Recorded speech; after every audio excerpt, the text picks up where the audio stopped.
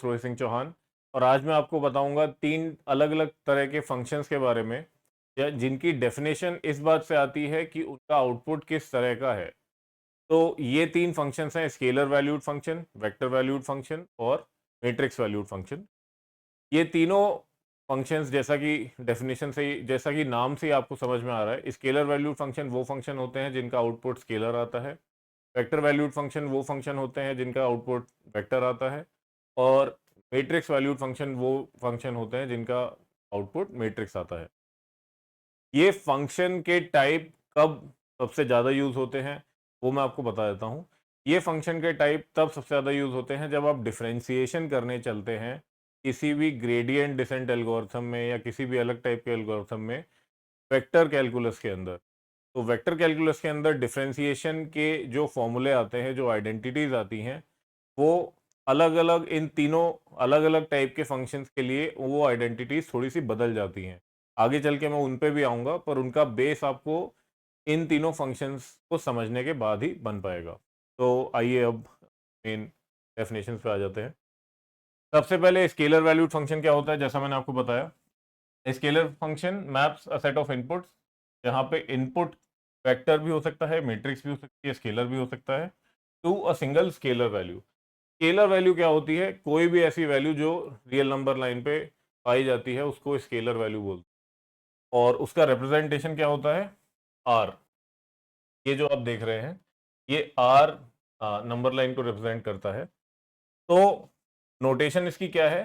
कोई भी फंक्शन अगर वो मान लीजिए आर एन जहाँ पे आर एन एसेंशली कोई वेक्टर हो गया, आर एन से आर पे ले जा रहा है, मतलब आर एन की फील्ड से आर की फील्ड पे ले जा रहा है, या फिर आर एम क्रॉस एन की फील्ड से आर पे ले जा रहा है।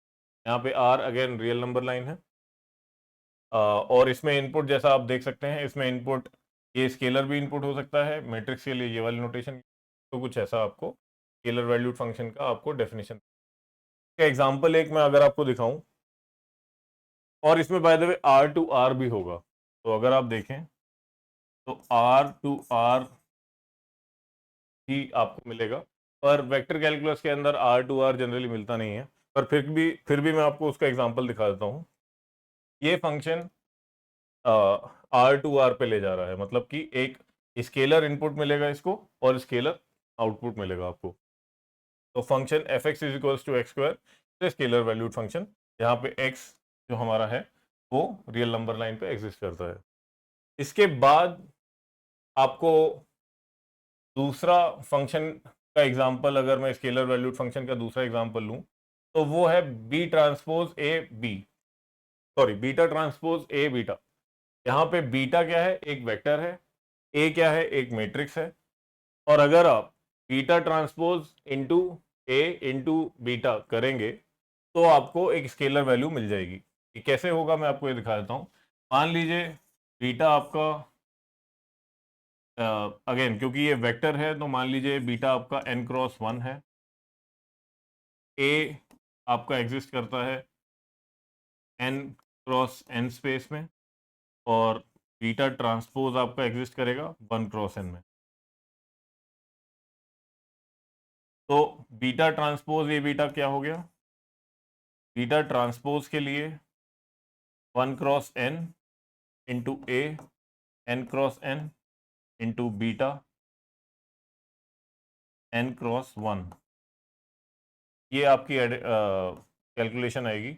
और अगर आप देखें, अगर आप सारे के सारे यहाँ पे मल्टीप्लिकेशन करेंगे तो आप देख सकते हैं कि पहली बात तो यहाँ कंपैटिबिलिटी है मल्टीप्लिकेशन के लिए, क्योंकि बीटा ट्रांसपोज का डायमेंशन है 1 क्रॉस n, ए का डायमेंशन है n क्रॉस n। तो मतलब कि क्योंकि ये दोनों के दोनों इक्वल हैं, n और n इक्वल हैं, तो बीटा ट्रांसपोज ए से मल्टीप्लाई हो सकता है।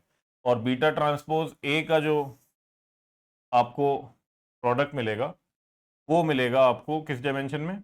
1 क्रॉस n डायमेंशन।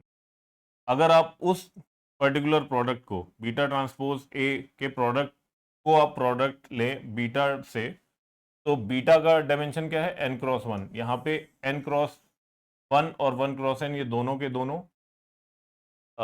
कंपैटिबल हैं। तो आपको जो फाइनल प्रोडक्ट मिलेगा उसकी डायमेंशन क्या होगी, 1x1, एसेंशियली स्केलर डायमेंशन होगी, वो स्केलर डायमेंशन में चला जाएगा, मतलब कि रियल नंबर लाइन पे चला जाएगा। इसलिए ये वाला function beta transpose A beta आपको स्केलर वैल्यूड फंक्शन देता है, क्योंकि इसका आउटपुट स्केलर मिलेगा, जैसा मैंने आपको यहाँ पे करके दिखाया। सिमिलरली वेक्टर वैल्यूड फंक्शन पे आ जाते हैं। वेक्टर वैल्यूड फंक्शन जैसा मैंने आपको बताया था, वेक्टर वैल्यूड फंक्शन आपको आउटपुट देगा एक वेक्टर फॉर्म में, और इसका इनपुट कोई भी हो सकता है, स्केलर, वेक्टर या मैट्रिक्स। यहाँ पे इसकी डेफिनेशन लिखी हुई है, a vector valued function maps a set of inputs which can be vectors और matrices to a vector. Notation इसकी क्या है, F N R N to R M, या अगर ये आपको मैट्रिक्स फॉर्म में लिखना है तो दूसरा फॉर्म भी हो सकता है, आर एम क्रॉस एन से, या आपको आर लेट से आर पी इस डायमेंशन में किया जा सकता है। मैंने यहाँ एम एन पी ये सारे के सारे अलग इसलिए लिए हैं क्योंकि मैं ये दिखाना चाहता हूँ कि ज़रूरी नहीं है कि ये सारे के सारे डायमेंशन सेम हो।